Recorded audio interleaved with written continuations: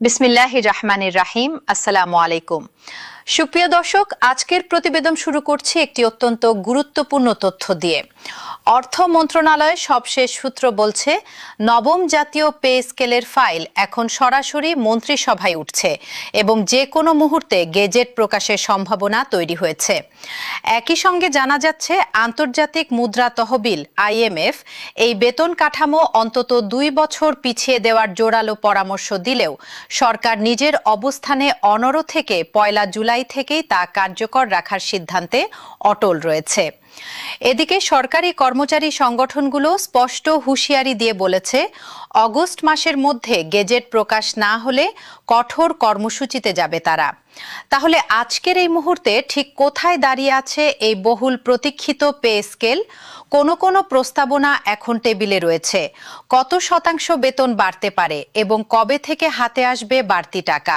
প্রতিটি তথ্য বিস্তারিতভাবে জানাবো আজকের প্রতিবেদনে। ভিডিওটি শেষ পর্যন্ত দেখুন, কারণ শেষ অংশে থাকছে সবচেয়ে নির্ভরযোগ্য সূত্রের সবশেষ তথ্য। প্রথম গুরুত্বপূর্ণ আপডেট হলো মন্ত্রিসভার অনুমোদন প্রক্রিয়া নিয়ে। চলতি সপ্তাহে প্রকাশিত প্রতিবেদন অনুযায়ী নবম জাতীয় পে স্কেলের প্রস্তাবটি চূড়ান্ত পর্যায়ে পৌঁছে গেছে এবং শিগগিরই তা মন্ত্রিসভার বৈঠকে উপস্থাপন করা হবে।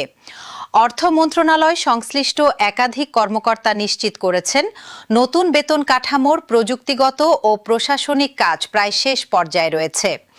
মন্ত্রিসভার সবুজ সংকেত পাওয়া মাত্রই গেজেট প্রকাশের আনুষ্ঠানিক প্রক্রিয়া শুরু হয়ে যাবে বলে জানানো হয়েছে।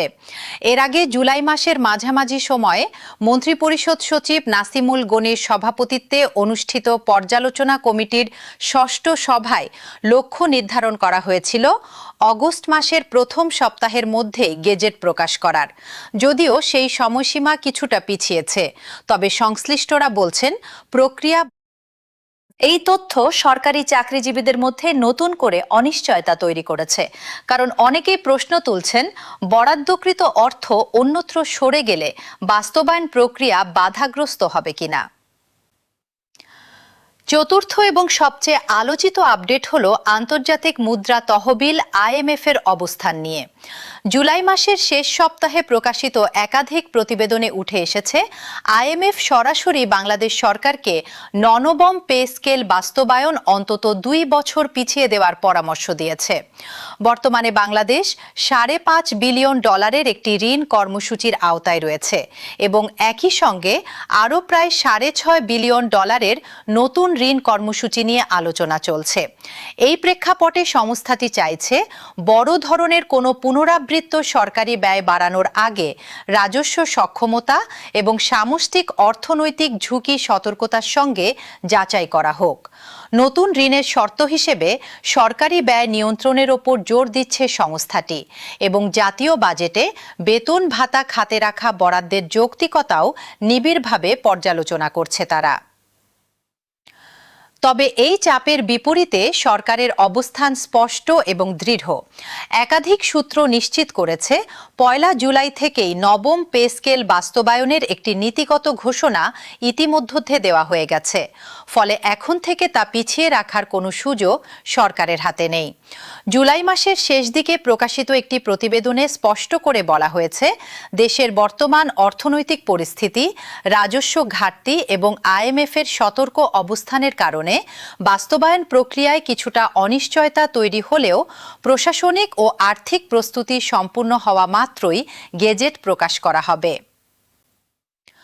পঞ্চম গুরুত্বপূর্ণ আপডেট হলো কার্যকর হওয়ার তারিখ নিয়ে। এই বিষয়ে একাধিক নির্ভরযোগ্য সূত্র একমত যে গেজেট যত দেরিতেই প্রকাশ হোক না কেন, তা কার্যকর ধরা হবে 1 জুলাই 2026 থেকেই। অর্থাৎ গেজেট প্রকাশে বিলম্ব হলেও সরকারি চাকরিজীবীরা। ষষ্ঠ গুরুত্বপূর্ণ আপডেট হলো সরকারি কর্মচারী সংগঠনগুলোর প্রতিক্রিয়া নিয়ে। সম্প্রতি একটি বড় কর্মচারী সংগঠনের কেন্দ্রীয় কমিটির কাউন্সিল অনুষ্ঠানে নবনির্বাচিত সভাপতি স্পষ্ট ভাষায় হুঁশিয়ারি দিয়েছেন, দ্রব্যমূল্যের ঊর্ধ্বগতি এবং দেশের সার্বিক আর্থসামাজিক বাস্তবতা বিবেচনায় সরকার দ্রুত গেজেট প্রকাশ করবে বলে তারা প্রত্যাশা করেন। তবে আগস্ট মাসের মধ্যে গেজেট জারি না হলে সংগঠনটি পরবর্তী কর্মসূচি ঘোষণা করবে বলে সতর্ক করে দিয়েছেন তিনি।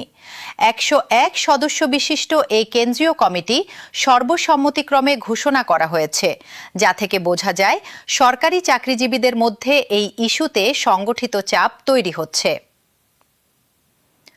সপ্তম গুরুত্বপূর্ণ আপডেট হল অতিরিক্ত সুযোগ সুবিধা সংক্রান্ত প্রস্তাবনা নিয়ে। শুধু মূল বেতন বৃদ্ধি নয়, আরও কয়েকটি গুরুত্বপূর্ণ প্রস্তাব এখন আলোচনার টেবিলে রয়েছে।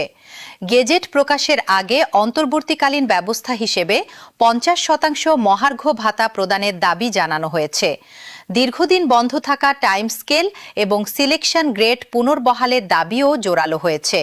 পাশাপাশি পেনশন গ্র্যাচুইটির হার প্রতি 1 টাকায় 500 টাকা নির্ধারণ এবং শতভাগ পেনশন সুবিধা প্রদানের প্রস্তাবও আলোচনায় রয়েছে।